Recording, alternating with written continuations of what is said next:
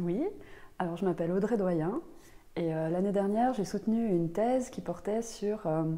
les relations entre les musées d'ethnographie et les marchés de l'art africain et océanien en France, en Suisse et en Belgique. Donc en fait j'ai analysé les relations, pas seulement les achats, mais aussi les collaborations dans le cadre d'expositions ou de publications des musées d'ethnographie et des marchands, donc des galeristes ou des maisons de vente aux enchères. Et donc, en faisant ces observations,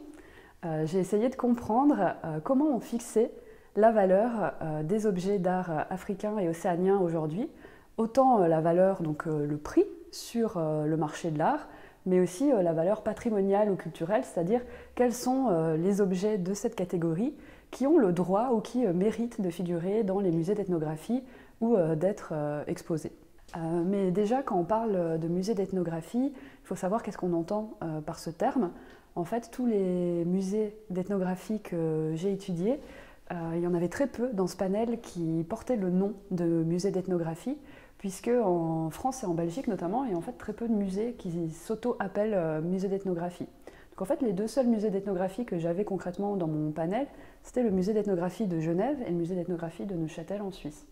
Donc, tous les autres musées, c'était le musée royal de l'Afrique centrale à Tervuren à Bruxelles, en Belgique, le musée du Quai Branly évidemment, le pavillon des sessions du Louvre, la fondation d'Appert, etc. On remarque qu'à aucun moment on a le terme de musée d'ethnographie. Donc en fait,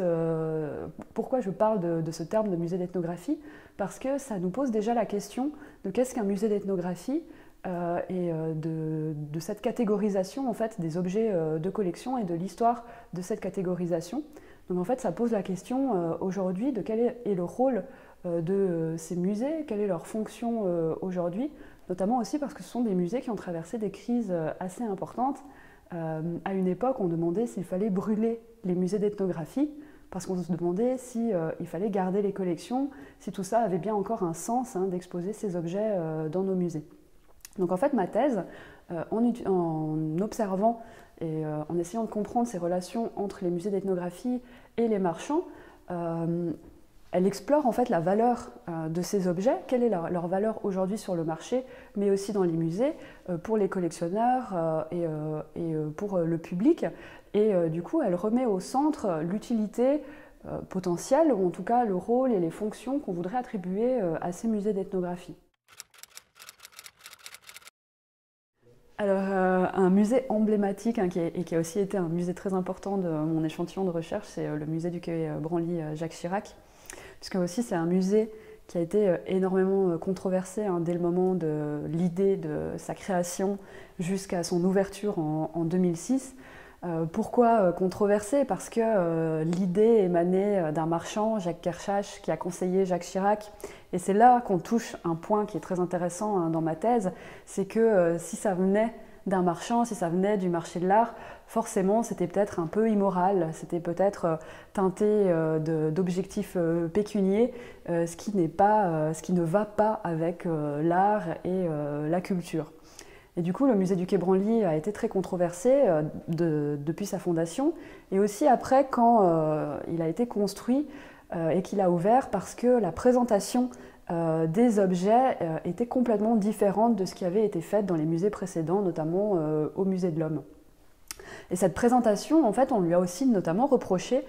d'être trop esthétique, donc de mettre en valeur la forme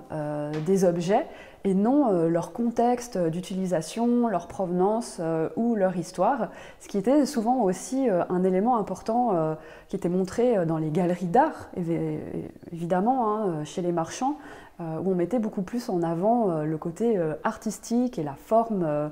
des objets. Et du coup, dans ma thèse, je reviens sur cette dissension et cette séparation entre musée et marché, entre esthétique et contexte, en montrant que l'un n'est pas l'apanage du musée, mettre en contexte les objets, et l'autre, donc juste montrer la forme, l'apanage du marché, mais que, au contraire, ces deux acteurs se complètent, qu'il y a des projets scientifiques et culturels dans les institutions muséales qui sont complètement différents, qu'il y a des marchands qui mettent au centre de leur présentation la connaissance, l'information sur les pièces, que c'est parfois ça qui donne de la valeur à un objet même sur le marché de l'art, et que parfois il y a des renversements entre le fait qu'on peut penser qu'un marchand a des pratiques immorales parce qu'il vend de l'art et il vend des objets de culture et il mélange l'art et la culture, et le musée des pratiques morales parce que lui, il conserve les objets et il donne de l'information. Parfois, il y a des renversements, parfois il y a des compléments qui se font, et en tout cas, tout n'est pas blanc ou noir d'un côté ou de l'autre.